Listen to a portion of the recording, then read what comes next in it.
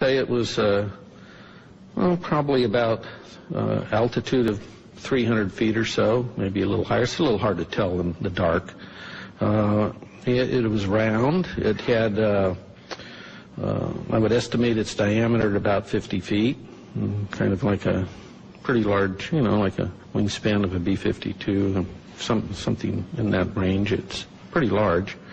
It seemed to have pulsating lights going around it, and it had a white light from the center looking down into the silo. There was no wind, there was no noise. Still only stayed there maybe 20, 30 seconds at most. And then I just remember, I'm staring up at the stars, right? I'm a pretty keen observer of what's above me here in the celestial sphere up there. And I just said to myself, what if this thing beams us up and takes us off to some distant place and never return to Earth again? I mean, this is going through my head here while this thing's above me. And then from this dead stop, it shoots off to the east, just like now you see it, now you don't. It just, phew. So after this UFO departs, I grabbed my instrument and jumped in the truck behind the steering wheel, and off we went. And we weren't about to be there if it came back. We didn't have guards with us because there was no missile. We didn't have a radio because we're not really in contact with the Air Force Base. I don't know any of this other stuff is even going on, to be honest with you. I mean, we're just kind of out there on our own doing these sites and mailing our material back. It was wasn't even aware there was a UFO problem per se. But as it turned out, the night's events weren't totally over with us at that point. As we sped away and on our way back to Conrad, and the Army Corps of Engineers had base rocked all the roads to take the weight of these missiles they were bringing in. And, of course, these are new sites, and they took down all the signs to make the roads wider. And I go over the hill and come down. The headlights come down. There's no road there. It teed, you know. And so I tried to make you either went to the right or left. I tried to go to the left towards Conrad, and the truck flipped over, and we ended up upside down. Fortunately, none of us were hurt. We walked probably about 2 hours to a nearby farmhouse, if you call that nearby, and called the Montana Highway Patrol. The farmer drove us back to the accident site, and it was interesting when the highway patrolman arrived, because we told him, you know, how did this occur? He was asking us, and I told him that his dispatch had told him there had been over 20 reports to his office that night in reporting a UFO in the area. I wrote incident reports to the SEPT, Boeing, Montana's state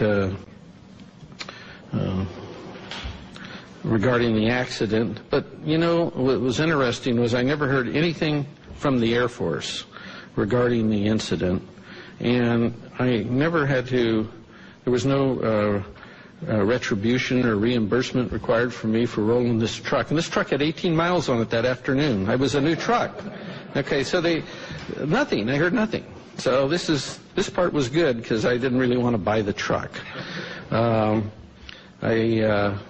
went back to my headquarters at Warren Air Force Base, and about a month and a half later I was discharged. I did not mention wrecking this truck up in Montana on one of my TDYs. They didn't ask me, and I didn't mention it. I didn't want to buy it.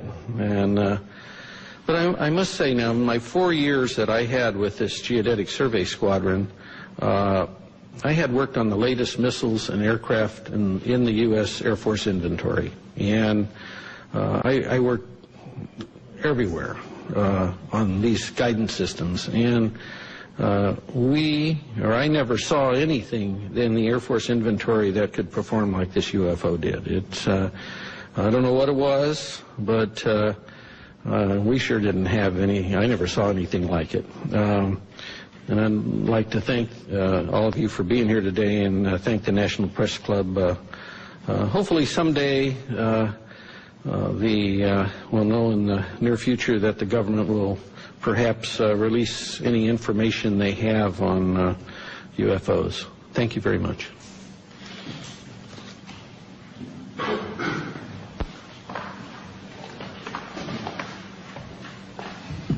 Hello, everybody. I'm Bruce Fenstermacher. I don't have any exciting stories like rolling a truck with 18 miles on it. From 1974 to 1976, I was a combat crew commander and a captain in the Air Force, stationed at F.E. Warren Air Force Base at the 400th SMS and assigned to Romeo Flight. In the fall of 76, my deputy, who I'll call Sam because he's not given me permission to release his name, we were on alert, trying to stay awake. We were listening to the conversation between the flight security controller of the topside NCO and the strategic alert team, the security alert team, the SATs.